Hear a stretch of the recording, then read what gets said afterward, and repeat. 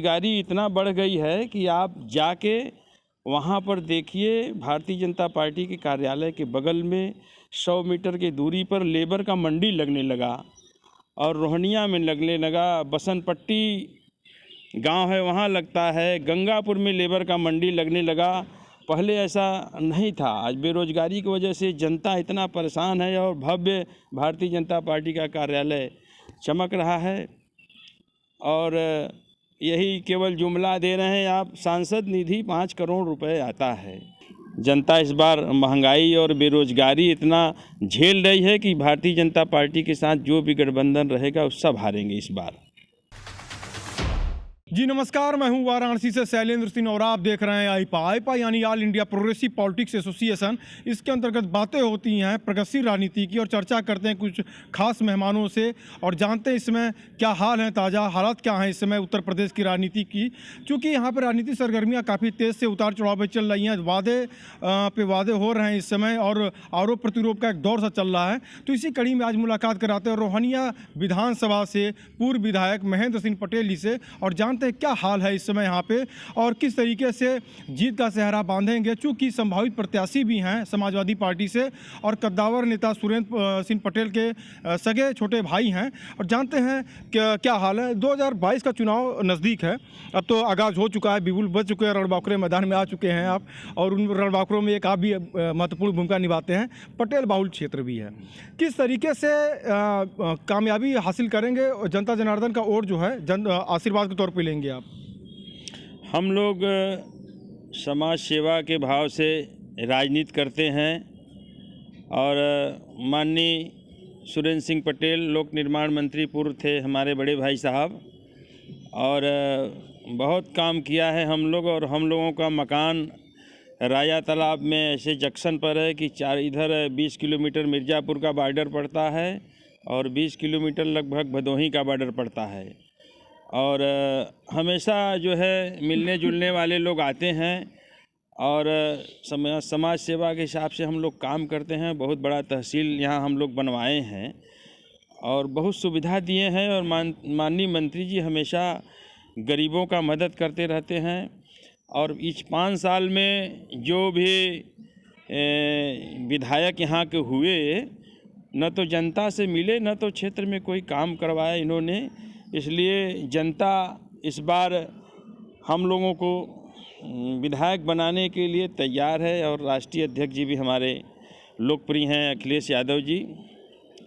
यही सब हम लोग लेके निकले हैं और हमारी सरकार बहुत काम किए। यहाँ तो देश के प्रधानमंत्री माननीय नरेंद्र मोदी जी भी हैं, अब इनसे बड़ा तो कोई आएगा नहीं। लेकिन अफसोस है कि माननीय प्रधानमंत्री जी इस बनारस के लिए कुछ किए नहीं हैं। इतना दावे बहुत हैं, दावे इस प्रकार से हैं। रिंग रोड की बातें की जाएं, भूतल परिवहन मंत्री थे उस समय राजनाथ जी, उनके समय में यहाँ पे रिंग रोड का प्रस्ताव हुआ, फेज़ 1 फेज़ 2 फेज़ 3 जो चंदौली तक जुड़ेगा पूरे भीड़ की समस्याओं को ख़त्म करने के लिए। बीजेपी का आरोप रहा कि जो हम लोग शिलान्यास करते हैं और अगर सरकारें बदल गई तो कोई कार्य नहीं होते हैं। मौजूदा सरकार जो है कार्य कर रही है इस समय। काशी विश्वनाथ कॉरिडोर की बातें की जाएँ, धर्म से जुड़ी मामले जो हैं, राम मंदिर जैसे मुद्दे हैं, इसके साथ साथ बातें की जाएं तो यहाँ पे तमाम रिंग रोड के साथ साथ शहर के विकास की बातें की जा रही हैं। टीएफसी सेंटर है बुनकरों के लिए। तो ऐसे समीकरण में जो 2022 का जो चुनाव होगा, पूर्वांचल का जो चुनाव, जो केंद्र बिंदु जो है बनारस है, बनारस मॉडल पे चुनाव होगा, कैसे इसमें सेंध लगाएंगे वोटों पे आप? हम लोग लगाएंगे, देश के प्रधानमंत्री हैं और एक भी कोई कल कारखाना फैक्ट्री माननीय प्रधानमंत्री जी ने बनारस के लिए नहीं किया। आप देख रहे हैं कि रोहनिया विधानसभा में रोहनिया बाज़ार है और वहाँ लगभग 6 से 7 करोड़ की लागत से भव्य भारतीय जनता पार्टी का कार्यालय बना हुआ है। और बेरोजगारी इतना बढ़ गई है कि आप जाके वहाँ पर देखिए, भारतीय जनता पार्टी के कार्यालय के बगल में 100 मीटर की दूरी पर लेबर का मंडी लगने लगा और रोहनिया में लगने लगा, बसंतपट्टी गांव है वहाँ लगता है, गंगापुर में लेबर का मंडी लगने लगा। पहले ऐसा नहीं था। आज बेरोजगारी की वजह से जनता इतना परेशान है और भव्य भारतीय जनता पार्टी का कार्यालय चमक रहा है।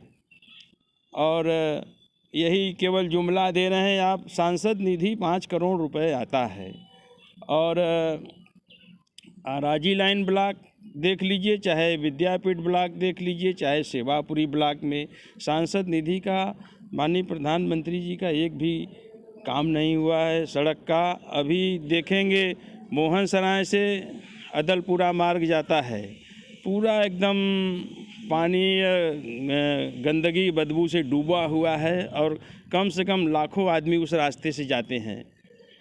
ये स्थिति बनी हुई है। अगर आपको प्रमाण में देखना है तो बेरोजगारी है। अभी जाएंगे मोहन सराय रोहनिया में तो कार्यालय के बगल में 100 मीटर की दूरी पर लेबर मंडी है, आपको साक्षात प्रमाण मिल जाएगा।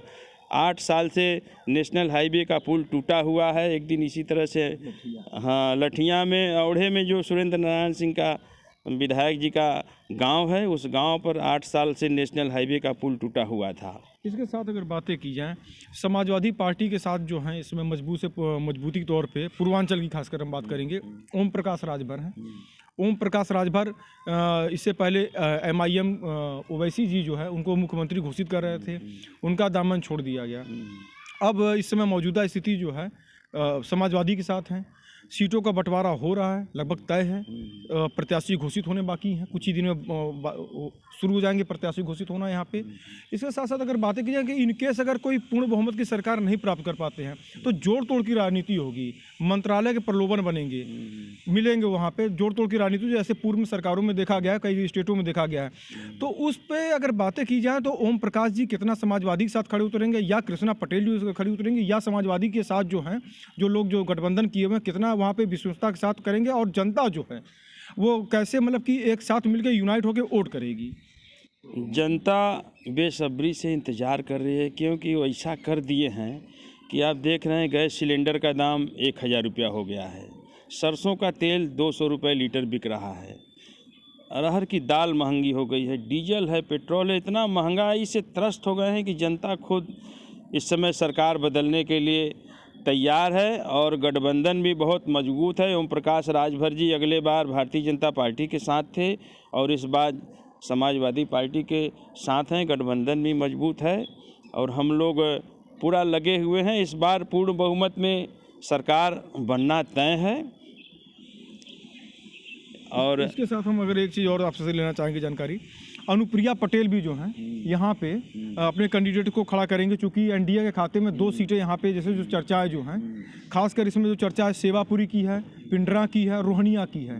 तो ऐसे में अनुप्रिया पटेल भी यहाँ पे प्रचार प्रसार करेंगी, स्वाभाविक सी बात है एनडीए से, और यहाँ से एक बार सिटिंग विधायक भी रही, इसके बाद मेंबर ऑफ पार्लियामेंट हो गई, मंत्रालय है उनके पास सेंट्रल का। तो बातें की जाए अगर यहाँ पे तो पटेल बाहुल्य क्षेत्र है आपका, और वहाँ पे पटेलों के वोटों पे जो सेंध लगाने की जो बातें होंगी वो किस प्रकार होंगी। हालांकि एक जाति से किसी की सरकार नहीं बनती है, मगर जो मजबूती जो होती है वो एक जाति जरूर देती है वहाँ पे। तो कैसे आप अनुप्रिया के इस सब तिलिस्म को तोड़ेंगे? अनुप्रिया का भारतीय जनता पार्टी के साथ गठबंधन है और गठबंधन की वजह से अब यहाँ की क्षेत्र की जनता अनुप्रिया को भी पसंद नहीं करेगी। इस बार किसी को भी वो लड़ा के अपने पार्टी से देख लें। जनता इस बार महंगाई और बेरोजगारी इतना झेल रही है कि भारतीय जनता पार्टी के साथ जो भी गठबंधन रहेगा वो सब हारेंगे इस बार। इसके साथ साथ हम आपसे एक जानकारी लेना चाहेंगे, प्रधानमंत्री का क्षेत्र है, 8 के 8 विधायक जो है एनडीए से थे। इसके साथ बात की जाए तो यहाँ पे जो आप चुनाव लड़ेंगे वो प्रधानमंत्री से चुनाव लड़ेंगे या अपने निकटतम प्रतिद्वंदी से चुनाव लड़ेंगे?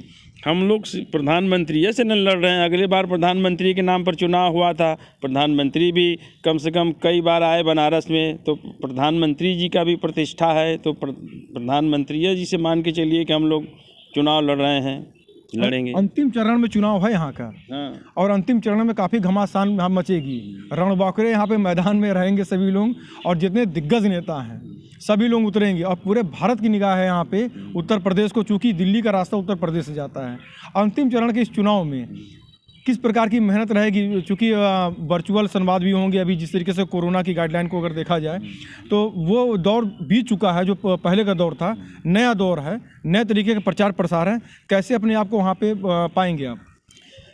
जनता मन बना चुकी है। अभी आप पंजाब के रैली में देखे थे, वहाँ जो है भीड़ नहीं हुआ, इसलिए मामला चेंज कर दिया गया। तो जनता इस बार झेल चुकी है और कुछ किए भी नहीं है। इस बार कहानी भारतीय जनता पार्टी का पूर्वांचल से सफाया होने जा रहा है। पूरी कई राज्यों में जहाँ जहाँ चुनाव, सब जगह इनका स्थिति खराब है, सब जगह हारेंगे ही। ओवैसी जी भी आ रहे हैं यहाँ पे चचा जान, भाई जान, अब्बा जान और तमाम तरीके के जो है मुद्दे बने हैं इस बार। तो अगर बातें की जाए यहाँ पे, तो ओवैसी का क्या प्रभाव रहेगा यहाँ पे? अल्पसंख्यक वोटों की बातें की जाए, चूँकि अल्पसंख्यक के वोट के लिए जो बंदरबाट की अगर बातें की जाए, कांग्रेस अलग दावे करती है, बीएसपी अलग दावे करती है, वो समाजवादी अलग दावे कर रही है और तमाम सबको टिकट दी जा रही है। तो क्या कहेंगे इस पर आप?